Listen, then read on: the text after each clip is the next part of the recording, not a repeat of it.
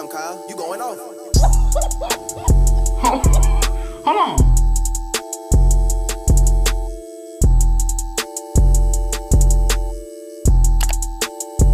You need to leave. Bruh.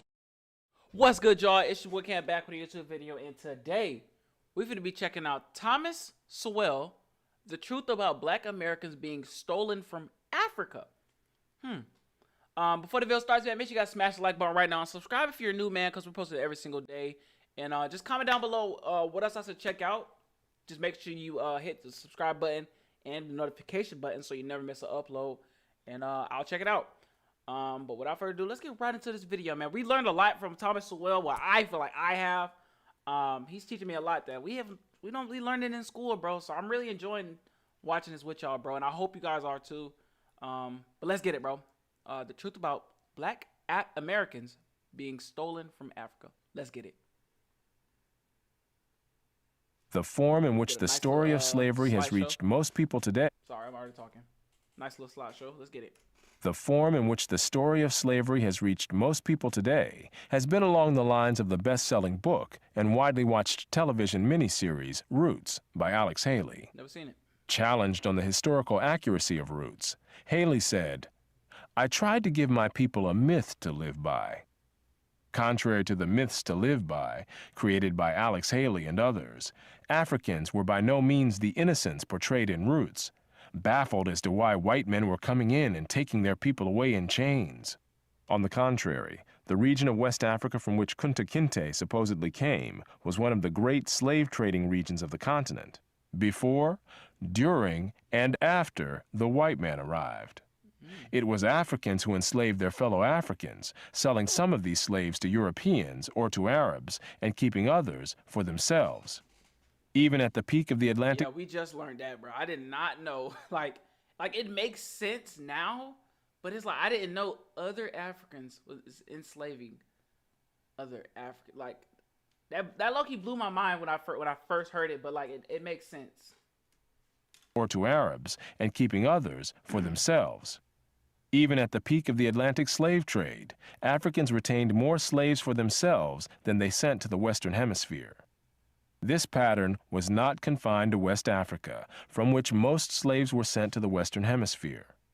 In East Africa, the Maasai were feared slave raiders, and other African tribes, either alone or in conjunction with Arabs, enslaved their more vulnerable neighbors. As late as 1891, it was reported that Manyuema slavers had demoralized surrounding tribes, destroying crops, and famine reigned everywhere. Wow. Even in the early 20th century, Abyssinians were still raiding other Africans and carrying off slaves. It was 1922 before the British had gained sufficient control in Tanganyika to stamp out slavery there. Arabs were the leading slave raiders in East Africa, ranging over an area larger than all of Europe. The total number of slaves exported from East Africa during the 19th century has been estimated to be at least 2 million. Jeez. Look at all these kids, bro. Oh my, and he said 2 million. Despite the impression created by Roots, during the era of the massive slave trade from West Africa, a white man was more likely to catch malaria in Africa than to catch slaves himself.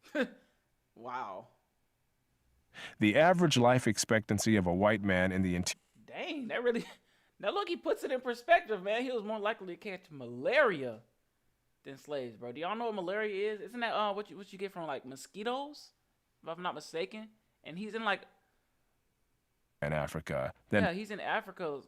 And he's by a bunch of trees, so slaves himself. I'm just saying that really puts it into perspective. The average life expectancy of a white man in the interior of sub-Saharan Africa at that time was less than 1 year. By and large, men from Europe or oh my gosh, what? Time was less expectancy of a white man in the interior of sub-Saharan Africa at that time was less than 1 year. By and large, really? Men from Europe or the Western Hemisphere came to the coasts of Africa. Am I tripping? Did we watch this before? I feel like we watched this. Like some of these are like coming up. I remember when we checked out some of these facts, bro. Bought their slaves and left as soon as possible. Even so, the death rates among the white crews of the ships carrying slaves to the Western Hemisphere were as high as the death rates among the slaves themselves. Nah, but when I first seen this picture, y'all, I was like, oh my freaking gosh, bro. Like my jaw literally dropped. Like I was like, I can't believe like people had to sit through this, and like you never know. Like I mean, I'm pretty sure like claustrophobic. You know what I'm saying? Like my jaw just dropped. I just couldn't believe like they were getting transported like this. And I think I also seen like some people were like dying sitting like this. Like you'd be laying right next to somebody that's dead. And my mind just blew, bro, when I seen this picture. I was like, I had never seen it at the time. And I was just so shook, bro. It was only much later, after quinine I'm missing stuff. carrying slaves to the Western Hemisphere were as high as the death rates among the slaves themselves. It was only much later, after quinine and other medical measures enabled Europeans to survive where there were tropical diseases, was it possible for them to invade Africa in force and establish empires there. But by then, the Atlantic slave trade had already been ended. During the era of that trade, Africa was largely ruled by Africans, who established the conditions under which slave sales took place.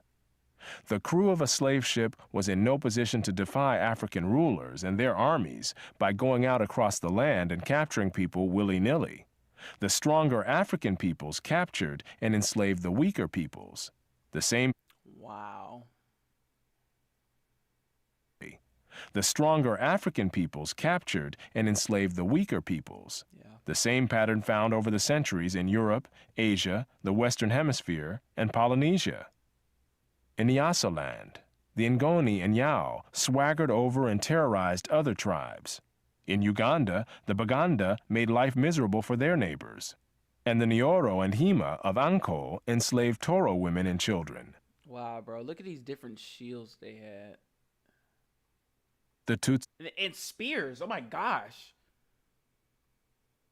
and the Nyoro and Hima Gosh, man. Anko enslaved Toro women and children. The Tutsi dominated the Hutu in Rwanda, the Maasai lorded it over the Kikuyu and Kamba, and the latter, in turn, held the Indorobo in a kind of serfdom. It was precisely the fact that Europeans, except for the Portuguese, seldom participated in the raids that captured and enslaved Africans that enabled most people in Europe and the Americas to remain oblivious to the traumatic experience that this was, with some Africans committing suicide to avoid capture and wives being whipped. Yeah, I'd imagine.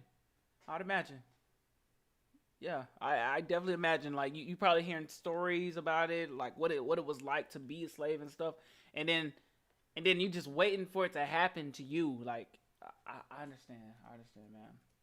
Was, with some Africans committing suicide to avoid capture and wives being whipped as they tried to cling to their husbands or children.